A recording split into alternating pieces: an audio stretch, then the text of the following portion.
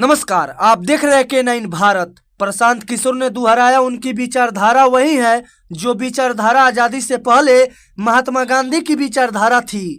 नहीं खोला गया कोई दरवाजा। आज के कांग्रेस के लिए राहुल गांधी की नई यात्रा पर भी दिया जवाब। आप सुन सकते हैं इस वीडियो के माध्यम से क्या कहा प्रशांत किशोर जी। बिल्कुल, आप देखिए, जो मैंने कहा है उसको फिर से दोहरा देता हूँ। उन्होंने पूछा आपकी विचारधारा क्या है, तो मैंने कहा कि मेरी विचारधारा, हम गांधी को लेकर चल रहे हैं और हर दिन अपने भाषणों में भी कहते हैं कि पूरा ये जो जन सुराज है ये आजादी से पहले, आज की कांग्रेस नहीं, आजादी से पहले जो कांग्रेस की व्यवस्था थी उस व्यवस्था को पुनर्जीवित करने का प्रयास है। जहां दल जो है वो किसी व्यक्ति विशेष का न हो, किसी जाति का न हो, किसी परिवार का न हो।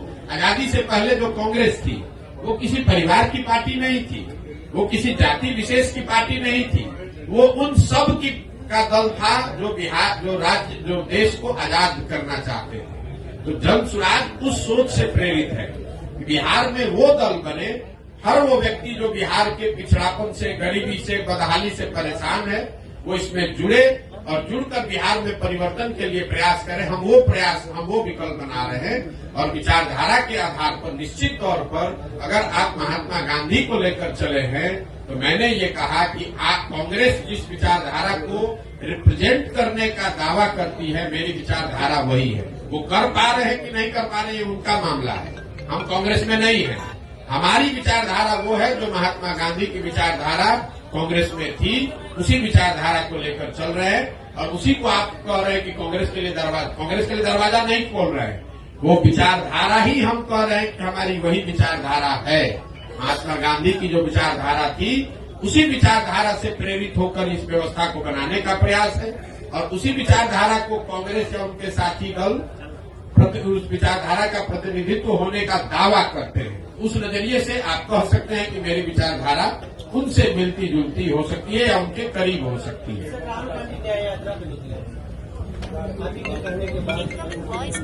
नहीं, राहुल गांधी तो बहुत बड़े नेता हैं, उनको हमारे कहने की और सुझाव की क्या जरूरत है।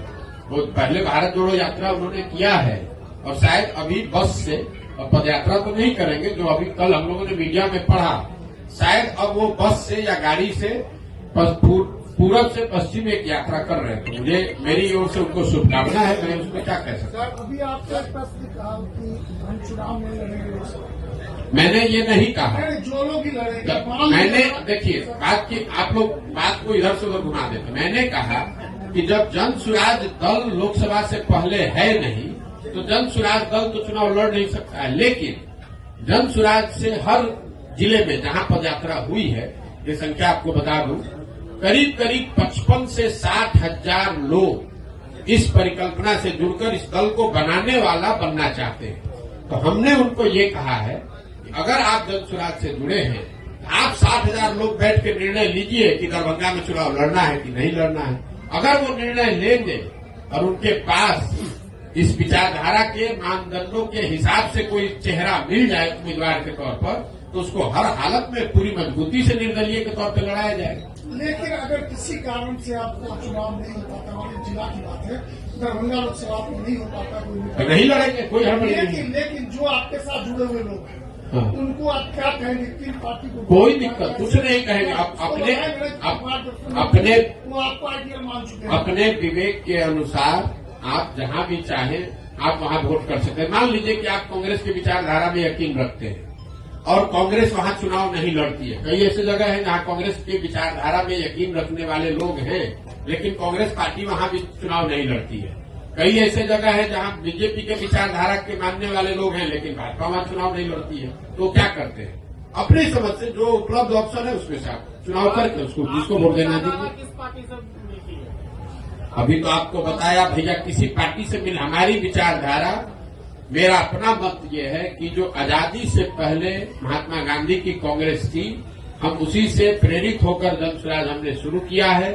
विचारधारा जो गांधी की विचारधारा थी वही विचारधारा जन सुराज की विचारधारा है, या उसको बनाने का आज के संदर्भ में उसी के करीब रहने का प्रयास है।